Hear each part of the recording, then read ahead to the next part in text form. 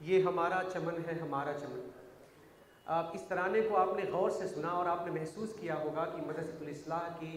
منہج تعلیم، اس کا مقصد، اس کی روح، یہ تمام چیزیں اختر مسلمی نے بڑی خوبصورتی کے ساتھ اس ترانے میں پرو دی ہیں۔ اور دوسری طرف وہیں اقبال سہیل نے یہ شعر کہہ کر ہم سب کو گرویدہ کر لیا کہ اس خطۂ اعظم گڑھ پہ مگر فیضان تجلی ہے یکسر، جو ذرہ یہاں سے اٹھتا ہے وہ نیر اعظم ہوتا ہے۔ میں کبھی کبھی سوچتا ہوں کہ کیا یہ کسی دیوانے شاعر کی بڑھ ہے؟ کیا کسی شاعر نے تعریف، اپنی خود ستائش اور اپنے خطے کی بیجا تعریف سے لبریز ہو کر محض خیال آفرینی کی ہے؟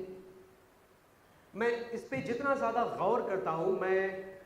اس نتیجے پر پہنچتا ہوں بار بار کہ یہ محض کسی دیوانے شاعر کی خیال آفرینی نہیں بلکہ امر واقعہ ہے۔ اور اقبال سہیل کی شاعرانہ عظمت نے اس حقیقت میں وہ رنگ گھول دیا کہ انہوں نے اسے جاویدانی بنا دیا، انہوں نے اسے آفاقی بنا دیا۔ بالکل اسی طرح میرا تو یہ دعویٰ ہے کہ اعظم گڑھ والوں کا اور اعظم گڑھ سے محبت کرنے والوں کا یہ ترانے ملی ہونا چاہیے۔ بالکل اسی طرح جیسے میر نے 18ویں اور 19ویں صدی کی لٹی ہوئی، افسردہ، شکست خوردہ دلی کو کس خوبصورت الفاظ کے ساتھ اپنی بے کسی کے اندر پرو دیا اور اسے پورے عالم کا غم بنا دیا۔ دلی جو ایک شہر تھا عالم میں انتخاب، رہتے تھے منتخب ہی جہاں روزگار کے، اس کو فلک نے لوٹ کے ویران کر دیا، ہم رہنے والے ہیں اسی اجڑے دیار کے۔ اور ہم سب اس بات پر متفق ہیں کہ 19ویں صدی کی لٹی ہوئی دلی کا اس سے بہتر اور کوئی تعارف نہیں۔ بالکل اسی طرح اقبال سہیل کے شعر سے بہتر اعظم گڑھ کے خطۂ اعظم گڑھ کی مردم خیزی کا اس سے بہتر اور کوئی تعارف نہیں۔ آج اس دوسری یک روزہ تعلیمی کانفرنس میں جب ہم سب اکٹھا ہوئے تو ہم خطۂ اعظم گڑھ کی مردم خیزی کا ذکر کرنے اکٹھا نہیں ہوئے۔ اعظم گڑھ نے کئی سارے جیالوں کے ساتھ کئی ساری علمی اور فکری تحریکات کو بھی جنم دیا، اور آج کی اس تعلیمی کانفرنس کے پلیٹ فارم سے ہم سب مجموعی طور پر ہندوستان کے تعلیمی صورتحال اور بالخصوص مدرسۃ الاصلاح کا منہج تعلیم، اس کا نقطۂ نظر، وہاں کا نصاب اور وہاں کی روح، اور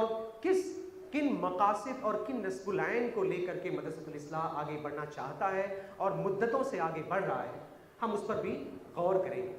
اور اسی لیے آج کی اس تعلیمی کانفرنس کا فارمیٹ اور اس کی جو شکل ہے وہ کچھ اس طرح ہے کہ یہاں پہ ہمارے درمیان 3 مقالہ نگاران بھی موجود ہیں جو باہر سے تشریف لائے ہیں۔ وہ آپ کے سامنے 3 الگ الگ موضوعات پر مدرسۃ الاصلاح کے مختلف پہلوؤں اور گوشوں کے اوپر روشنی ڈالیں گے اور اپنے مقالے پیش کریں گے۔ اس کے بعد ہم ڈائس پر بیٹھے ہوئے اپنے جو خصوصی مہمان ہیں ان سے ان کے تاثرات سنیں گے۔ تو میں بلا کسی تاخیر کے میں اس پروگرام کی کارروائی کو آگے بڑھاتے ہوئے میں گزارش کروں گا جناب محمد جاوید اصلاحی صاحب، صدر انجمن طلبہ قدیم مدرسۃ الاصلاح شاخ مہاراشٹر، کہ وہ آئیں اور خطبہ استقبالیہ پیش کریں۔ اور انجمن طلبہ قدیم مدرسۃ الاصلاح مہاراشٹر شاخ نے پچھلے کچھ دہائیوں میں جو کار خیر اور نمایاں خدمات انجام دی ہیں مدرسے کے تعلق سے، تعلیم کے تعلق سے، مہاراشٹر میں جو انجمن جو طلبہ ہیں مدرسۃ الاصلاح سے جو فارغین ہیں ان کے تعلق سے، ان پہ بھی ذرا سا روشنی ڈالیں۔ جناب محمد جاوید اصلاحی صاحب۔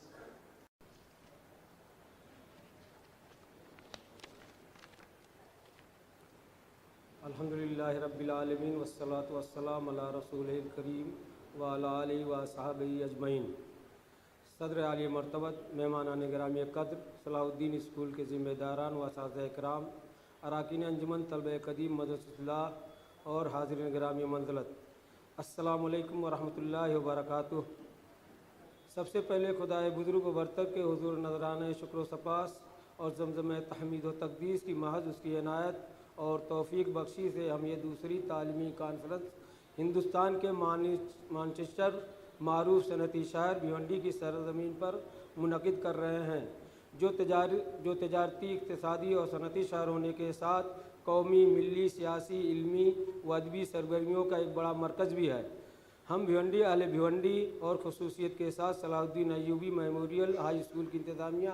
پرنسپل صاحب، اساتذہ کرام اور اس کے کارپردازوں کے شکر گزار و صفات شناس ہیں کہ انہوں نے اس عظیم شہر میں تعلیم و تعلم کی نسبت سے انجمن طلبہ قدیم مدرسۃ اللہ شاخ مہاراشٹر کو بزم آرائی کا موقع عنایت فرمایا۔ دراصل مدرسۃ اللہ اس کی انجمن طلبہ قدیم اور اس کے فارغین و فضلاء کا ریاست مہاراشٹر، اس کے دارالسلطنت اور عروس البلاد بمبئی اور بھیونڈی اور اس کے دیگر شہروں سے نہایت گہرا و دیرینہ و تاریخی رشتہ و تعلق رہا ہے۔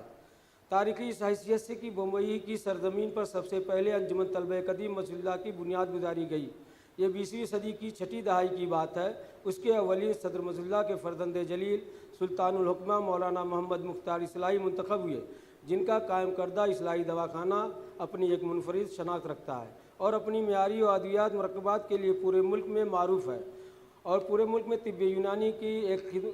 خدمت کا ایک جلی باب اور عنوان ہے۔ اس کے سیکریٹری کے طور پر بانی مدرسہ مولانا محمد شفیع صاحب سیدھا سلطان پور اعظم گڑھ کے فرزند ارجمن اور مدرسۃ اللہ کے گوہر شب چراغ مولانا عبد الرحمن پرواز اصلاحی کا انتخاب اول میں آیا، اور مولانا مستقیم حسن اصلاحی اعظمی کی جمع سال و جمع عزم سرپرستی اور نگرانی میں علم و عمل اور فکر دانش کا یہ قافلہ زیادہ پیما ہوا۔ یہی وہ انجمن ہے جس نے عصری جامعہ سے مدرسۃ اللہ کی الحاق کا راستہ سب سے پہلے ہموار کیا، اور انہی بزرگوں کی قد و کاوش سے مدرسے کی سند فضیلت کو حکومت مہاراشٹر نے سرکاری ملازمت کے لیے MA کے مساوی تسلیم کیا۔ گویا انجمن طلبہ قدیم مہاراشٹر کی حیثیت مدرسۃ اللہ کی تاریخ میں ایک سنگ میل کی ہے، اور جس سے آئندہ بھی مدرسۃ اللہ اس کے علمی، فکری اور تعمیری منصوبوں کی نسبت سے بجا طور پر ہم بہت سی کامرانیوں اور حصول یابیوں کی توقعات وابستہ ہیں۔ حضرات، آج اسی ریاست کا صنعتی، تجارتی، علمی، ادبی اور سیاسی سرگرمیوں کا مرکز شہر بھیونڈی اور انجمن طلبہ مدرسۃ اللہ شاخ مہاراشٹر کے اراکین آپ کے استقبال میں دید و دل فرش راہ کیے ہوئے ہیں۔ مدرسۃ اللہ کی نسبت سے منعقد اس دوسری تعلیمی کانفرنس میں آپ کی تشریف آوری اور شہر بھیونڈی میں آپ کی حاضری، جبکہ ملک کے بیشتر حصے شدید ٹھنڈ اور قہر کی لپیٹ میں ہیں، یقیناً آپ کی شرافت و سعادت مدرسۃ اللہ سے بے پناہ تعلق خاطر اور محبت کی علامت ہے۔ آپ کی اس عزت افزائی اور کرم فرمائی پہ ہمارے دل میں تشکر و امتنان کے جو جذبات موجودہ ہیں، ان کا اظہار و اعتراف الفاظ و عبارات کے ذریعہ ممکن نہیں ہے۔ آپ کے قدوم میمنت لزوم سے اس شہر کے حسن و جمال اور اس کی رونق و رعنائی میں چار چاند لگ گیا ہے۔ اس کا گوشہ گوشہ اور انجمن طلبہ قدیم مہاراشٹر کا ایک ایک رکن نئے عزم اور حوصلے سے سرشار ہے، عزم ان ذمہ داریوں سے عہدہ برا ہونے کا جن کا قرض ابھی باقی ہے، اور حوصلہ ان عملی اور فکری رفتوں کو پا لینے کا جو اس عظیم الشان ادارے کے نصب العین کا حصہ ہیں، اور جن سے ان کے فکری مؤسس نے اسے روشناس کیا تھا۔ حاضرین گرامی، آج کا یہ تاریخی دن نہ صرف مدرسۃ اللہ اس کے منتسبین بلکہ شہر خطے کے لیے بھی مبارک و مسعود دن ہے۔ ایک طرف وادی کوثر کا فطری حسن ہے، تو دوسری طرف چمنستان شبلی و فرائی اور گلشن امین اختر کے گل و لالہ نے اپنے اردو مسعود سے اس کے حسن کو دوبالا کر دیا ہے۔ آسمان علم و ادب کے مہانجم اور اشب فکر و فن کے شہدائیوں کی یکجائی اور جلوہ نمائی کا یہ زرعی اور نادر موقع ہے۔ اس یادگار موقع پر ہم خوشی و مسرت کے قلبی و دلی احساسات و جذبات کا گلدستہ آپ کے قدموں پر نشاور کرتے ہیں۔ حاضرین گرامی منزلت، آپ کے علم ہے کہ مہاراشٹر انجمن کی تشکیل نو کے بعد یہ اس کا دوسرا اجلاس ہے۔ اس کا پہلا اجلاس بابت تعلیمی کانفرنس اور رسمی اجرا مجلہ سالانہ ندائے مدرسۃ اللہ سال گزشتہ عروس البلاد ممبئی میں منعقد ہوا تھا۔ آج کی یہ کانفرنس بھی خصوصیت کے ساتھ مدرسۃ اللہ، اس کے فکر و فلسفہ، اس کے نصاب تعلیم و نظام تربیت، اس کے مزاج و منہج، اس کے تعلیم و تدریسی اصول و آداب کی یاد دہانی اور اس کی ترویج و اشاعت، اس کی تعمیری و ترقی کے لیے غور و خوض اور فکر و کاوش کے ساتھ قوم ملت کی فلاح و بہبود اور اس کی تعلیم و تخلیق کی ترقی سے معنون ہے۔ آج کی یہ کانفرنس مسلمانان ہند کی نسبت سے وقت کی ناگزیر ضرورت ہے۔ مجلس مذاکرہ، کانفرنس اور سیمینار علمی دنیا کی ایک جانی پہچانی روایت ہے، اور کسی خاص موضوع پر علمی و تحقیقی کاوشوں کو متحد، مؤثر اور فعال بنانے اور کسی مخصوص جہت میں آگے بڑھنے کا ایک بہترین ذریعہ ہے۔ ان سے بحث و نظر کی نئی نئی راہیں کھلتی ہیں، بہت سے مسائل کے حل دریافت ہوتے ہیں اور بہت سی گتھیوں کی عقدہ کشائی ہوتی ہے۔ فکر و نظر کو جلا اور ذہن و دماغ کو بالغی ملتی ہے، علم و فن کے نئے نئے افق سامنے آتے ہیں اور اس کے نتیجے میں ذہنی کشادگی اور بہرامندی کا احساس ہوتا ہے۔ اسی احساس کے تحت یہ تعلیمی کانفرنس منعقد کی گئی ہے اور مقام شکر ہے کہ ہماری ایک پکار آواز پر ملک کے گوشے گوشے سے اہل علم و دانش اور اصحاب فکر و بصیرت نے اسے رونق بخشی ہے۔ تعلیم جیسے سنجیدہ اور محتم بشان موضوع پر ان کے گراں قدر خیالات و افکار سے یقیناً ہمیں استفادے کا موقع ملے گا۔ ہم اپنے معزز مہمانوں کو اس مبارک و مسعود موقع پر صمیم قلب سے خوش آمدید کہتے ہیں اور بارگاہ رب العزت میں دست بدعا ہے کہ اس مجلس میں ان کی شرکت سے مقصدیت اور معنویت سے برابر کرنے کا وسیلہ اور فرزندان قوم کے دلوں میں تعلیم کی جوت جگانے کا ذریعہ بنے، نیز مستقبل قریب میں کسی خوش آئند تعلیمی بیداری، فکری انقلاب اور تہذیبی برتری کا پیش خیمہ ثابت ہو۔ حضرات، مہمان گرامی قدر، حاضر محفل، بات ادھوری اور نامکمل رہ جائے گی اس موقع پر احمد اللہ اس کے خصوصیات اور امتیازات کا ذکر نہ کریں۔ اہل علم و دانش پر مخفی نہیں ہے کہ کتاب اللہ کا ذکر و فکر، اس کے اسرار و معارف پر تدبر و تفکر اس درسگاہ کے لیے کوئی نئی چیز نہیں ہے۔ کتاب عزیز سے غیر معمولی تعلق و وابستگی اور اس پہ غور و فکر کی لذت آشنائی اس کی علمی و فکری میراث کا سب سے اہم اور قیمتی حصہ ہے، اور اس کی تاریخ کا سب سے روشن اور درخشاں باب اگر یہ کہا جائے تو شاید مبالغہ نہ ہو کہ یہ درسگاہ درس کتاب اللہ سے خصوصی تعلق کی محکم احساس پر قائم ہے۔ چنانچہ اس کے نظام درس و تدریس میں جو ترجمان قرآن مولانا حمید الدین فرائی کی نگرانی میں ترتیب و تشکیل دیا گیا ہے، بزم علوم کی صدر نشینی کا مرتبہ روز اول ہی سے قرآن مجید کو حاصل ہے، اور دوسرے تمام علوم اسی آفتاب عالمتاب کے گرد گھومتے ہیں اور اسی کی نور سے مستنیر ہیں۔ یہاں قرآن حکیم پر تدبر و تفکر، اس کی تعلیم و تعلم کا آوازہ ایک صدی سے برابر بلند ہوتا رہا ہے۔ یہی دانشگاہ کا نشان امتیاز ہے اور اسی نسبت خاص سے یہ جانی اور پہچانی جاتی ہے۔ تاریخ شاہد ہے کہ اس آسمانی کتاب نے عالم میں ایک انقلاب پیدا کر دیا، کفر و شرک کی دنیا زیر و زبر ہو گئی، باطل کا پرچم سرنگوں ہو گیا، توحید کا جھنڈا عرص لہرانے لگا۔ جو قوم کل تک اونٹوں کی غلہ بانی کرتی تھی وہ انسانیت کی محافظ و پاسباں ہو گئی اور ایک عالم پر حکمرانی کرنے لگی۔ اس کتاب نے انسان کو ظاہری و باطنی طہارت بخشی کی، جہالت کے تمام داغ دھبے دھل گئے۔ عرب امی تھے مگر اس کتاب کا اعجاز دیکھیے کہ وہ تعلیم یافتہ قوموں کے معلم و مربی بن گئے اور وہ انہیں درس تہذیب دینے لگے۔ یہ تھا فیضان نبوت محمدی، یہ تھا کرشمہ اس قرآن حکیم کا جس کی صدائے بازگشت اس مدرسے کی در و دیوار سے آپ کو سنائی دے گی۔ حضرات، مسلمانوں کی تاریخ پر نظر ڈالی جائے تو معلوم ہوتا ہے کہ تقریباً ایک صدی کے بعد فلسفہ علم کلام نے ملت اسلامیہ میں اختلافات کو راہ دی، پھر اسرائیلی روایات نے فکر و نظر کو متاثر کیا، بعد کے ادوار میں فقہی مسالک نے اختلاف کی خلیج کو اور گہرا کیا۔ اس طرح ملت کے وجود کو وحدت استحکام عہد ولی میں حاصل تھا وہ باقی نہ رہا۔ یہ امت قرآن مجید سے اگر برابر مربوط رہی ہوتی، مذہب و سیاست کے مسائل کے حل کے لیے کتاب الہی کو مرکز و محور بنائے رکھا ہوتا تو شاید یہ رنگ ملت کا نہ ہوتا، یہ افتراق اور انتشار کی صورت نہ ہوتی۔ اختلافات نے تو اب خود اس طبیب ملت کو مریض نیم جام بنا دیا ہے۔ چنانچہ فقہ کی تعلیم میں مدرسہ اپنے طلبہ سے کسی خاص فقہی مسلک کی پابندی نہیں کراتا، جملہ علم متحدین کے نتائج فکر و اتحاد سے علم و آگاہی کو لازم قرار دیتا ہے تاکہ طالب علم کے اندر وسعت علم کے ساتھ ساتھ وسعت فکر و نظر بھی پیدا ہو۔ دراصل مجلہ اتحاد ملت کا داعی و نقیب ہے، جبکہ فقہی و کلامی اختلافات کے سبب ہی ملت میں تفرقہ بازی نہیں رہ پائی، جس نے آگے چل کر مذہبی تشدد کا رنگ اختیار کر لیا اور جو بالآخر امت کے زوال پر منتج ہوا۔ اس لیے اپنے قیام کے وقت ہی سے مجلہ کی یہ کوشش رہی ہے کہ فقہی و کلامی اختلافات کو ملی وحدت و شیرازہ بندی میں رخنہ اندازی کا موقع نہ دیا جائے، اور اس کے نقطۂ نظر سے اس کی ایک ہی سبیل ہے کہ امت کو کتاب اللہ کے گرد جمع کیا جائے اور اس سے اس کا رشتہ مضبوط کیا جائے تاکہ وہ اپنے سینے سے لگائے، اسے پڑھے اور پڑھائے اور اس کی تعلیمات کو جانے سمجھے اور اس پر عمل کرے، اور ایسے افراد کار تیار کیے جائیں جو اس کے پیغام کو عام کریں اور اقوام عالم کو اس کی ضرورت اور تعلیمات سے روشناس کرائیں۔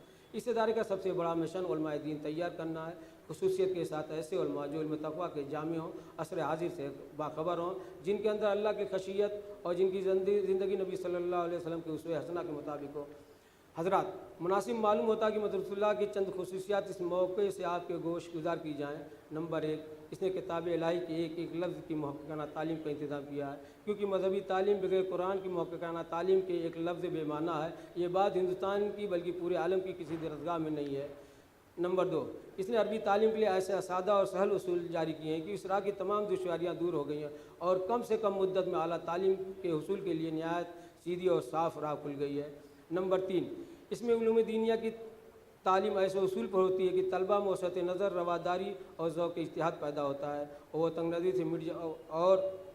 سے مٹ جاتی ہے، جو مسلمانوں میں فضول مذہبی مناقشات کے دروازے کھولتی ہے، جس سے ملت کا شیرازہ ابتر ہے۔ نمبر 4، اس میں علوم و فنون کی تعلیم کا طریقہ ایسا اختیار کیا گیا ہے کہ طلبہ صرف کتابوں کے عالم نہ ہوں بلکہ فنون سے واقف ہوں۔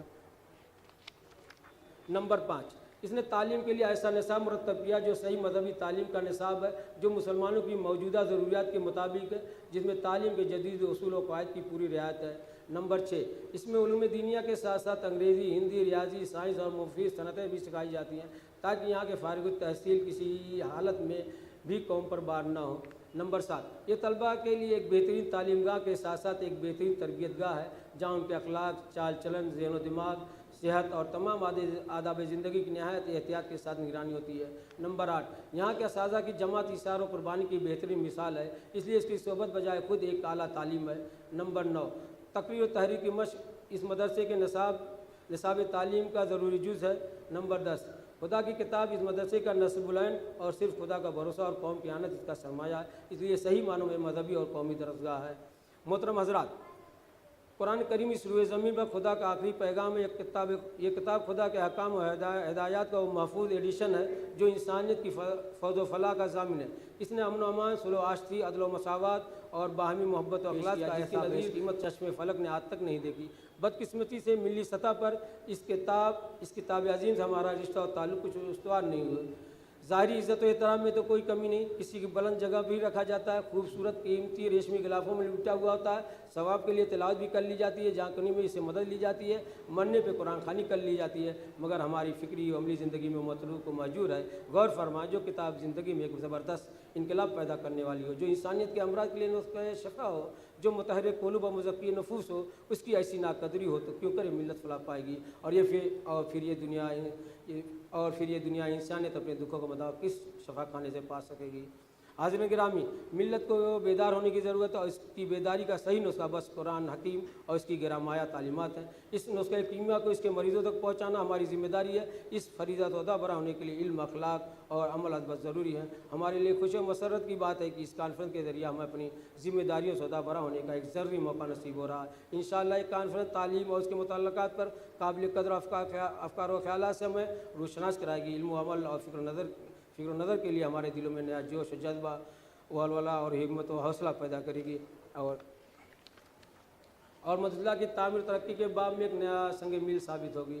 آخر میں ایک بار پھر تمام شرکاء کو خوش آمدید کہتا ہوں۔ آپ کی تشریف آوری ہمارے لیے باعث سرفرازی ہے اور ہم اس کے لیے صمیم قلب سے آپ کے شکر گزار ہیں۔ ہماری یہ انتہائی خواہش اور کوشش ہوگی کہ یہاں آپ کا قیام خوشگوار اور آرام دہ رہے۔ بڑی ناسپاسی اور قدر ناشناسی ہوگی اگر میں ان تمام معاونین، بھائی خان مدرسہ اور وابستگان انجمن کا شکریہ نہ ادا کروں جنہوں نے دام دل میں قدم میں سکھنے اپنا قابل قدر تعاون پیش کر کے ہمارے لیے سہولت پیدا کی اور ہمارا بوجھ ہلکا کیا۔ اسی طرح ان تمام کارفرماؤں اور دوستوں کا شکریہ ادا کرتا ہوں جن کے مفید مشوروں، عملی کاوشوں اور دوسرے ہر طرح کے تعاون کے ذریعے اس کانفرنس کا انعقاد ممکن ہو سکا۔ کانفرنس میں جو خوبی اور بہتری نظر آئے وہ خدا کے فضل و کرم اور ہمارے مخلص ساتھیوں کی انتھک کوششوں کا ثمرہ، اور جو خامیاں اور کمیاں رہ گئیں وہ میری اپنی کمزوریوں کا نتیجہ ہے۔ اس لیے میری آپ حضرات سے پرخلوص درخواست ہے کہ میری ان کوتاہیوں سے درگزر کریں اور اللہ رب العزت سے دعا فرمائیں کہ علم دین اور اللہ کی خدمت کے خالص جذبے کے تحت منعقد ہونے والی اس تعلیمی کانفرنس کو ظاہری، معنوی ہر اعتبار سے باوقار اور کامیاب بنائیں اور مسجدہ اس کے مقاصد اور نصب العین کے نشریات کا ذریعہ بنائیں۔ آمین یا رب العالمین۔ میں ایک بار پھر صلاح الدین ایوبی میموریل ہائی اسکول کے ذمہ داران و منتظمین خصوصیت کے ساتھ جناب جلیس احمد اعظمی صاحب کا مشکور و ممنون ہوں کہ انہوں نے اس کانفرنس اور پروگرام کے سلسلے میں ہر طرح کا تعاون دیا۔ اللہ ان تمام حضرات کو اجر عظیم سے نوازے۔ وآخر دعوانا الحمدللہ رب العالمین۔ السلام علیکم ورحمۃ اللہ وبرکاتہ۔